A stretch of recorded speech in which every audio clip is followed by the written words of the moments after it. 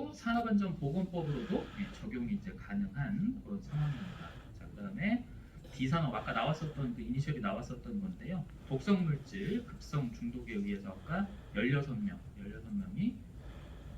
됐던 거고요. 이것도 역시나 산업안전보건법하고 중대재해처벌법 전부 다 적용이 가능합니다.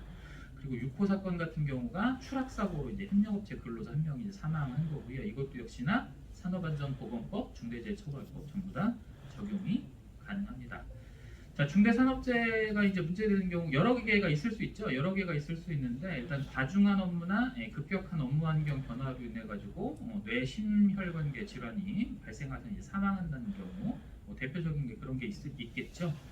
자, 그다음에 직장 내 이제 괴롭힘으로 사망하는 경우 이런 것도 이제 좀 주로 많이 본다고 합니다. 고용노동부에서. 자, 그래서 직장 내 괴롭힘으로 해가지고 이렇게 된 경우에는 중대산업재해에 이제 포함될 가능성이 높다. 그다음에 직무 스트레스로 이제 자살하는 경우 이런 것도 마찬가지일 거고요. 그다음에 지금은 산업재해 그 보상 보호법상 출퇴근 재해 같은 경우도 다 산재로 다 인정을 하고 있죠.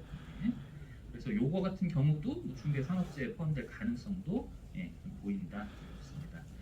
그리고 이제 저번에 지지난주였나 스트레이트 방송에서도 나왔었는데 조금 이게 좀 많이 문제가 좀 되고 있죠. 그래서 파견 근로자가 과연 상시 근로자에 포함되냐 안 되냐 좀 견해 대립이 좀 많이 있습니다. 그래서 향후 논란이 계속 되고 있어요. 그래서 포함된다는 견해도 있고 포함되지 않는다는 견해가 좀 팽팽하게 맞서고 있는데 아무래도 고용노동부에서는 포함된다는 쪽으로 좀 보고 있죠. 자, 그래서 파견 중인 근로자의 파견 근로에 관해서는 사용 사업주를 요거를 사업주로 규정을 한다. 그래서 상시 근로자에 포함된다고 해석하는 게 맞을 거다. 고용노동부에서는 이렇게 좀 보고 있는 거고요.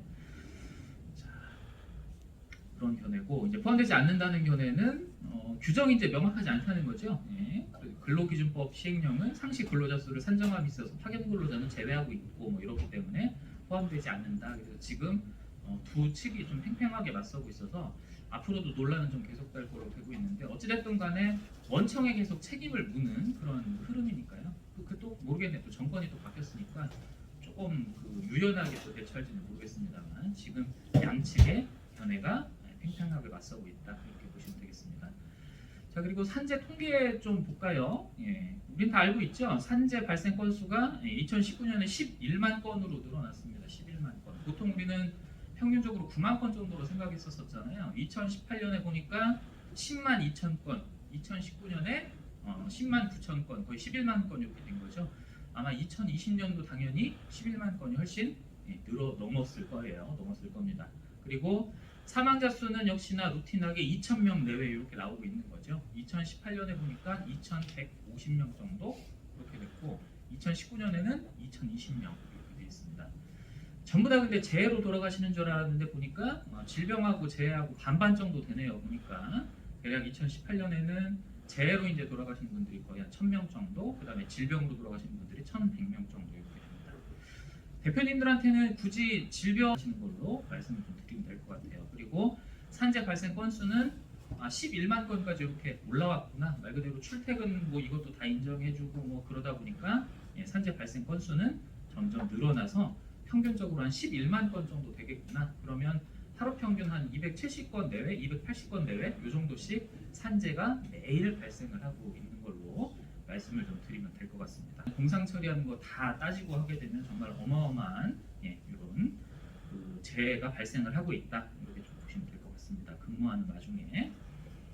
자, 신문 기사고요. 아까 나왔었던 것처럼 일단 산재 사망이 이건 질병 말고 재해에 의한 사망만 얘기를 한 것 같아요. 대략 한 828명 이렇게 이제 나온 걸로 신문 기사가 났네요. 3월 15일이니까는 지지난주인가? 근데 그때 이제 기사가 난 겁니다. 그래서 대략 근데 요거는 이제 그 재해에 의한 거고 우리는 어쨌든 간에 루틴하게 그러니까 사망 사고는 아무래도 건설업이 제일 많네요. 그리고 제조업이 그다음 건설업이 전체 그 재해 사망 요거의 한 절반 정도. 나머지가 제조업에서 한 22% 차지를 하고 있구나. 이 정도로 좀 보시면 될 것 같습니다. 제조업에서는 기계기구, 금속, 비철, 금속, 광물 제품 이런 것들, 그다음에 화학 고무 제품 이렇게 그리고 선박, 건조 수리, 몸으로 쪽 하시는 이런 것들 있잖아요.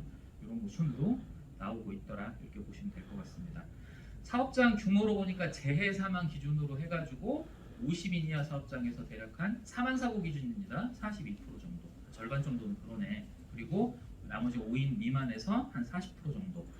아무래도 이제 규모가 작은 이제 그 사망이 점점 늘어나고 있더라 보니까 특수고용직 대표적인 게 나이 많으신 고령자분들 또는 외국인 이런 분들이 되겠죠. 아무래도 고령자분들은 이체 뭐라고 해야 되죠? 신체 이 반응 능력 이런 것들이 이제 떨어지시는 나이다 보니까 그럴 거고, 외국인은 아무래도 언어적인 장벽이 있잖아요. 그래서 이제 안전 조치라든지 이런 거에서 좀 불리할 수밖에 없을 것 같습니다. 우리 1월 27일부터 50인 이상 사업장이 이제 시행이 됐죠. 그리고 5인 이상 사업장은 3년 유예 기간을 거치고 나서 이제 적용을 이제 받게 될 겁니다.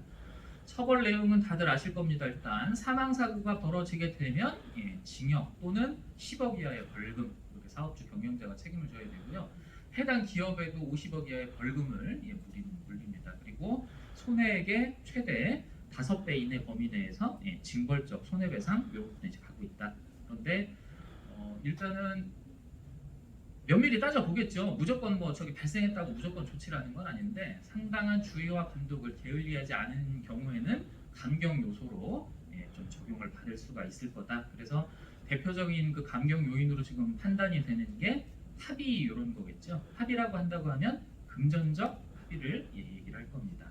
어마어마한 정보들이 많이 있다는 거죠. 자, 그래서 간단한 검색만으로 나를 도와줄 수 있는 사람들이 항상 대기를 하고 있고 있습니다. 그래서 젊은 친구들 같은 경우에 보통 이제 그 노무 관련된 저기 뭐예요? 근로계약서 같은 거 제대로 안 써놓게 되면은 대부분 다 인터넷 찾아가지고 전부 다 민원을 넣고 이제 하는 거죠. 이런 식으로 정보의 홍수입니다. 굉장히 많이들 알 수밖에 없고 그렇다는 거죠. 자, 산재가 발생하게 되면, 그리고 이제 산재보상금 외에 보통 민사소송을 제기를 많이 하죠. 특히나 이제 큰 사건, 사망사고 이런 거일수록 그렇습니다. 그래서 민사소송 제기하게 되면 당연히 추가적인 보상을 받을 수 있다는 인식이 되게 만연이 돼 있는데 이번에 중대재해처벌법이 이런 인식에 거의 뭐 화룡점점을 찍은 격이라고 좀 생각을 해도 좀 될 것 같습니다. 산재인재 발생하게 되면 저기 사망일 경우가 있고 이제 다치는 경우가 있고 이럴 거잖아요. 그래서 사망보험 급여는 일단 산재에서 이제 유족급여하고 장의비 이런 게 있을 거고, 다친 경우 생존 이제 보험 급여로는 이제 요양이 필요하다 그러면 요양급여, 휴업급여, 장애급여, 간병급여, 상병보상연금 이런 것들 종류들이 다 있다고 좀 보시면 될 것 같습니다. 자, 그리고 지금 뭐 바로 뭐 판단 기준인데요. 요거는 일단 그 자료를 올려드려 24시간 이내 업무와 관련해 가지고 되게 그런 사건 발생으로 해가지고 급격한 업무 환경 변화 이런 거 했었을 때 급성 과로를 인정을 받을 수가 있고, 단기 과로는 기간이 일단 일주일 정도죠. 일주일 정도. 그래서 업무의 양이나 시간이 이전에 12주 정도, 이거보다 뭐 30% 이상 증가했을 경우에는 단기 과로로 판정을 받아가지고 산재 처리가 될 수도 있고요. 완성 과로는 3개월 정도 기준으로 이렇게 본다 보시면 되겠습니다.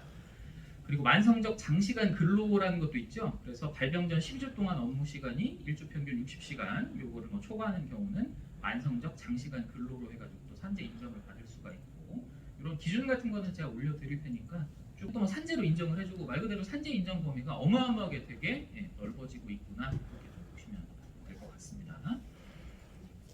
어쨌든 이렇게 산재 인정 범위가 넓어진다는 거는 사회적 약자잖아요. 근로자 편을 다 들어주는 거니까, 이거는 뭐 예를 들어 정권이 바뀐다고 하더라도 이 기조를 뒤집기는 좀 쉽지가 않을 거죠. 어쨌든 약을 드릴 테니까 다시 한번 좀 질병제에 각각 있는데, 결국에는 50인 이하 사업장에서 전체 산재 발생 건수의 대략 한 80% 정도가 나오는 거잖아요. 통계적으로 이건 알고 계셔야 됩니다. 그래서 전체 산재 1년에 한 11만 건 정도 이제 나온다고 하는데, 50인 그 이하 사업장에서 보통 한 80% 정도, 여기는 한 70몇 프로 나와 있는데 이 정도 발생을 한다, 이렇게 좀 보시면 되겠습니다. 그냥 알기 쉽게 80% 정도라고 생각하시면 될 것 같아요. 10세 이상 연령층에서 전체 산재 발생 건수의 60% 정도는 발생을 하고 있구나. 이거는 나이 많으신 분들이 아무래도 신체적 뭐 대응 능력이라든지 이런 게 이제 떨어질 수밖에 없으니까, 그래서 그냥 이 숫자는 대략적으로 아시면 되는 거죠. 그래서 전체